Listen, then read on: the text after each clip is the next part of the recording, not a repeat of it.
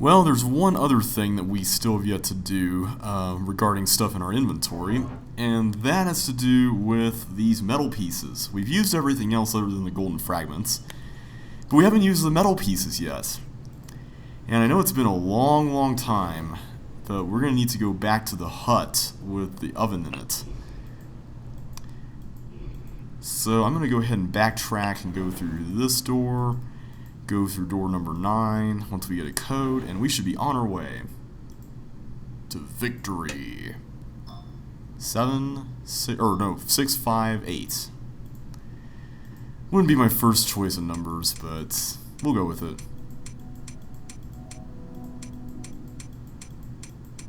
We're going to be opening a lot of doors in this episode, so brace yourselves.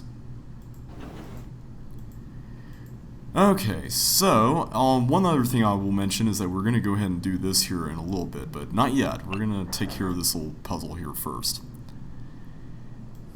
Whoops. I always click on the wrong spot when I'm turning a corner. It's just really weird. Come on, there you go. So one thing that I haven't mentioned yet is that we actually did the puzzle inside with these shapes incorrectly, because these shapes are in a different order inside. Now they give you the answer out here, but they're not in this exact order. The dots are in the same places in each shape, but the shapes themselves are out of order in here. So let me show you guys that. So we got this one right, because this is first. But this right here is actually the one with the single dot on top. This is the 2 dots on opposite sides. This is the 2 dots together, and this is the 3 dot one.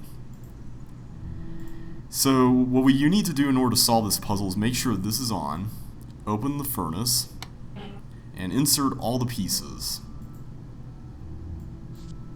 And then you can press that button on the right and everything should be a-okay, providing that you put in the correct combination, whoops, on the right side.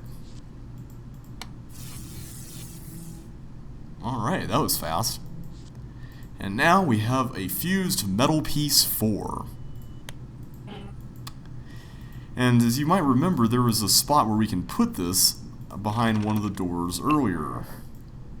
The second door, I believe.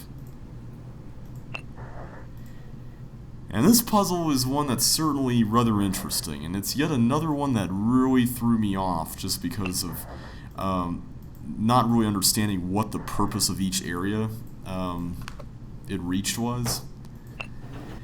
One of the things I've kind of discovered with this game series is that you kind of have to differentiate between things that are clues and things that are ultimately stuff that you have to use to open something up. 6, 1, 2. Ooh, now that's not bad. We're not going to go there yet. We're going to go here.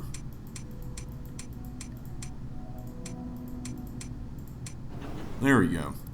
So here we can put our metal piece. Like that. And as you might recall, this goes over here to this box. So let me go over there and see if that button that we encountered earlier does something different. 6, 9, 3.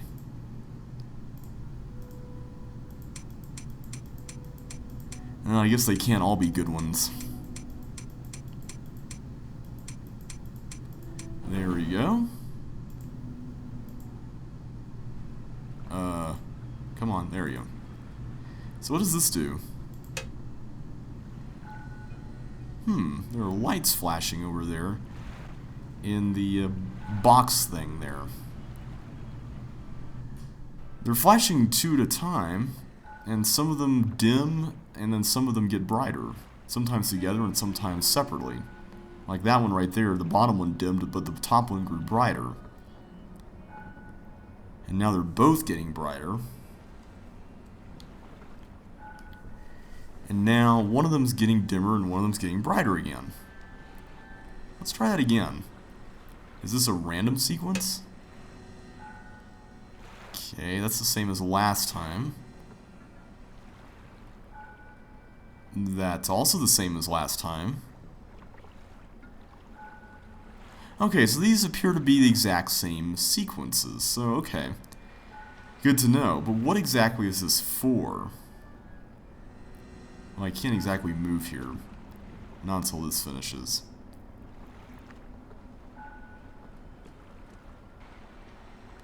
Okay. So earlier, I believe I had noted that this cabinet here had two wires going into it. We had this green one, which goes over here. If we follow it, it goes to the metal piece box. And then it travels this way up through this door, and then ultimately over here to the metal cabinet thing. Let's see if we can follow the blue one. It seems like it goes there behind that set of rocks. Perhaps into that art gallery area, or at least some space next to it.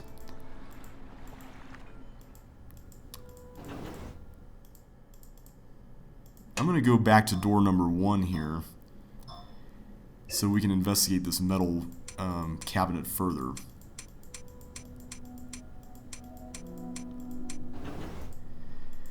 What really threw me off about this puzzle was the nature of this thing here. This thing really stumped me because I could change these things right here, these. And I can also use the button to turn the arrow formation clockwise and whatnot. And I thought there had to be a specific formation of lines and arrows and everything else that you needed in order to solve this puzzle somehow. And that if you got the right one, then you can follow the wire back here and you'd be able to open up the cabinet, right? Well, as it turns out, it's actually not the case. Let's follow the blue wire back over here.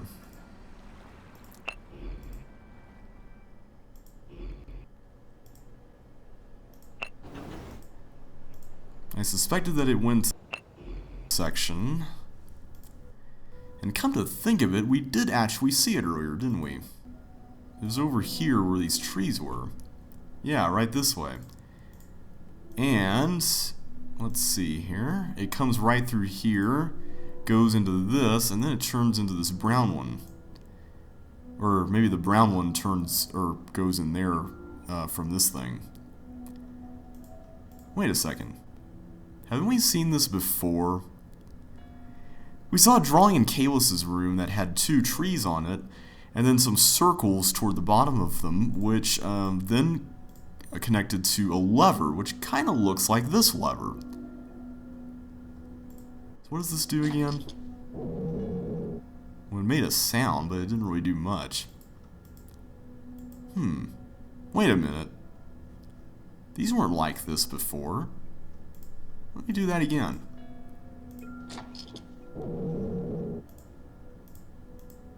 And yet again it changed. So it seems like pulling the lever changes the number of squares here. And since there are 3 different groups of squares here, let's go ahead and enter the numbers of each there on the columns. 4, 2, and 6. Okay, so it turned green. Aha! So here is where things start to make a little more sense.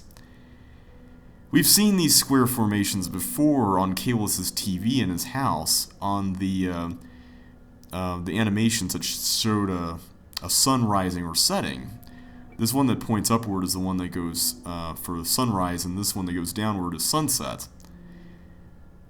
And we saw 6 groups of lights flashing when we pressed that red button earlier. So this is pretty much what this all comes down to. Basically, the groups of lights and how they flash is all determined by how you set up the wheel thing with the circles and the lines. You may also recall that Kales' TV could be switched by turning the switch either horizontally or vertically. Now, you may recall that horizontal was, I think that was sunset, and vertical was sunrise. Yeah, that's correct. I'm just looking here at my notes.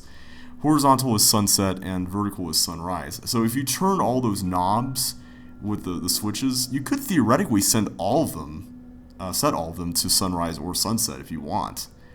It all pretty much depends on just what you choose to do. And you can choose whatever start and end point you want by turning the wheel thing around with the arrows in it.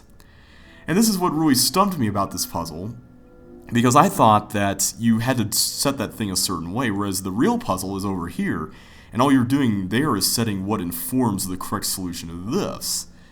So let's go ahead and get this right. This is correct. Sunrise, sunset. These are both sunsets. So let's change that.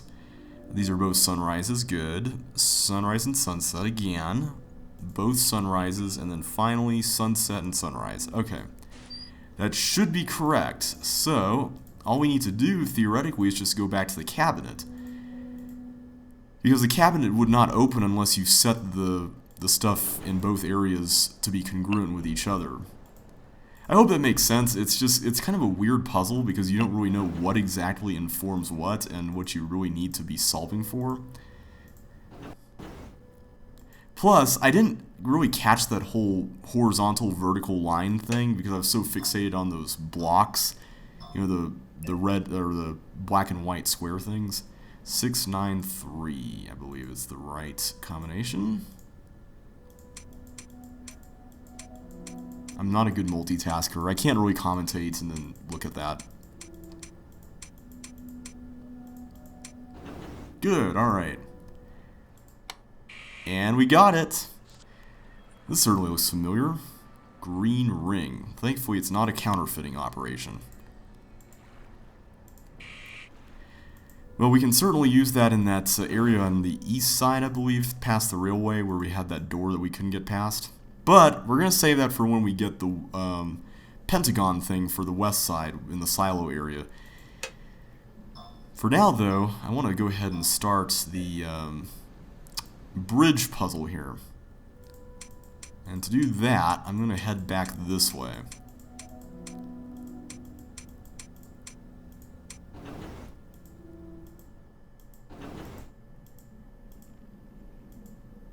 Alright, so first things first. You guys remember that we had this thing here?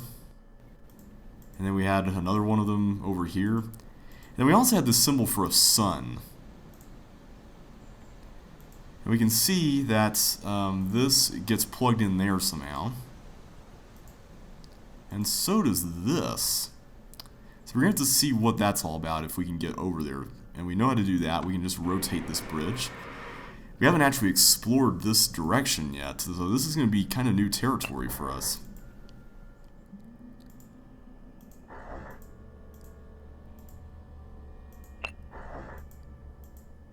So all we need to do is just backtrack through here, go to Kales' house, and while we're here, there's actually something I want to show you guys that's really interesting. Kales' diary is gone. It's rather curious. So he is here. It is kind of a little bit odd, though, that he won't really talk to us. I mean, considering that he's been here alone, apparently, all this time.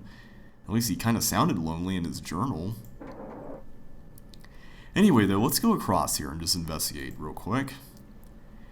Notice that we've got a clockwise moving clock here. We saw something like this on the other side, where that hatch was. You may recall that it was on the path that went to the gondola area, but that clock went counterclockwise.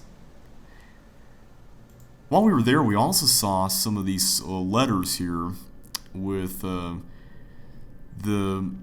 compass symbols, as I like to call them, kind of forming a sort of cog-like shape.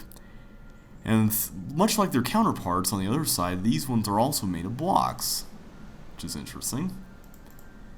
So what all can we see here? So this button just turns the bridge around. And we have some lines here. And, oh, okay. So this is the solution for the line puzzle outside. We can go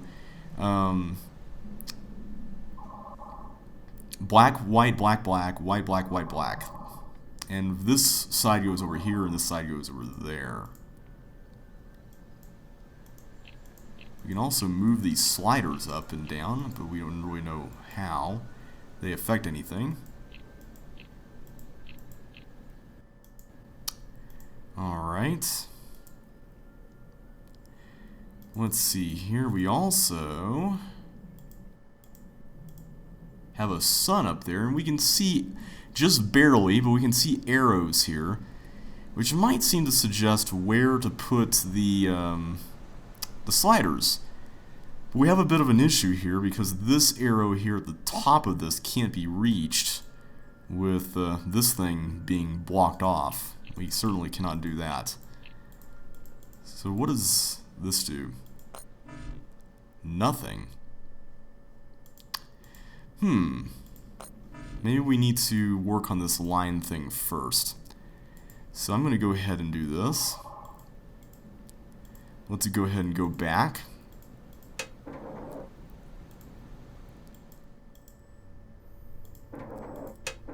And investigate real quick. See what that does for us. Hopefully it'll power that button up there. Come on. I hate it when it does that. One of these days I'm going to get an actual PC. Specifically for Let's Playing. Come on, there we go. Okay. Black, white, black, black.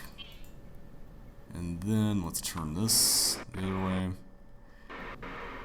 Wow, that is lag. Whites. There you go. Well, that didn't do anything, but it seems like whatever this powers is inside. So let's go back inside and see if the green buttons now work.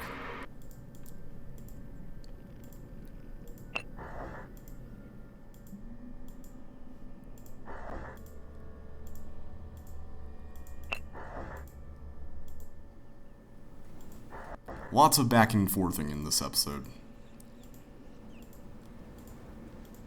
At least it's not quite as nuts as the original RHEM. Alright. So,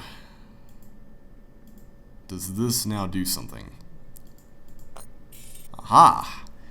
We were able to turn the sun 180 degrees, and now we might be able to get something that works here. We can put this on the third slot and this on the bottom slot. Maybe that's what we need to do to get that to open. So that's right. There we go. Alright, we made it in. Wait a minute. Do you guys see that? The door up there changes the hinge position. Watch. See there, now it's down. Now it's up again. Come on, guys, really? Well, let's see what we've got here. Some cabinets with clocks and letters. And we can click on the clocks to change the letters around. And we have some numbers we can set, apparently. Alright, well that's kind of cool and all. And we got more of them. But what do we do with all of this? What about over here? Is there more? More? Oh, wow. Okay, well first things first, let's unlock this. Okay, so this is that door we ran into earlier when we went out to the gondola and we saw the goat letters here. Basically, our ultimate goal is to open that hatch up. Because we can see here these pipes lead right out there to where that hatch is. And this is kind of a tricky puzzle because it involves using a piece of information that you wouldn't really suspect belongs here unless you think about it in terms of principles. Well, two pieces of information, I should say. The first one involves the letters outside. Now, it's pretty safe to assume that when a letter is associated with a specific compass direction by virtue of the shape that forms the cog, then that's probably what you need to set the letters here. One problem, though, we've got 8 of them. So which ones go where for which direction? Because there's a west here and there's a west over there, too. So what you need to realize is that the letters that are on the counterclockwise side go there, And the letters that have the clockwise side, the letters that are over there on the clockwise side clock, go on the clockwise clocks. Now this is really tricky because it seems like one side is one way and the other side is the other way, because let's see here. Yeah, there's one clock on each side that's anomalous. Like almost all of these are counterclockwise except that one that we just passed by a little while ago. So you have to really watch out here. But there's still the nagging question, what do we set the numbers to? I mean, we haven't really seen any numbers around here, right? Well, this is where that tricky logic comes in here, because we have seen a clue to this puzzle somewhere far away, but it didn't have anything to do with letters. Rather, it had to do with the principle of blocks. And we saw this in Miniandus' house when we saw the different block numbers, and then the equal sign, and then the number on the right was equivalent to the number of blocks that comprised the numbers. So, for instance, over here, this is the letter E, the one that's facing west, and going counterclockwise. So let's change this. And the letter E happens to have 16 different blocks forming it. Yeah, this is one of those things that I didn't exactly figure out right away. It took a little while. So I'm just going to go around and set all of these. This one is O, and this one is only 12 blocks. Thankfully, there's no irregular alphabet here like the statue puzzle. This one is has all the letters in it. So that's helpful. This one's G with 15 blocks. And remember, this is the one that goes clockwise, not counterclockwise. So we have to pull from this set of letters. In this case, we're facing north, and the letter for that is K, which has 11 blocks in it. Alright, so for the next side, most of these are clockwise. This one is east, which is Y. And that one does not have many blocks at all. It's only 7. Aw, we can't go that way. Alright, let's go clockwise here for these. This one is south, which is A. We've already got it set correctly. This one is N, which is 13 blocks. And finally, this one is a counterclockwise one, and this is T with 9 blocks. And if we've done everything correctly, the hatch should open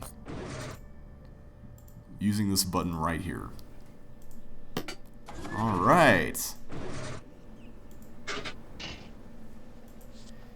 So that should be golden fragment number 9. Alright, we've got 2 more left. And I think you guys can probably guess where they are.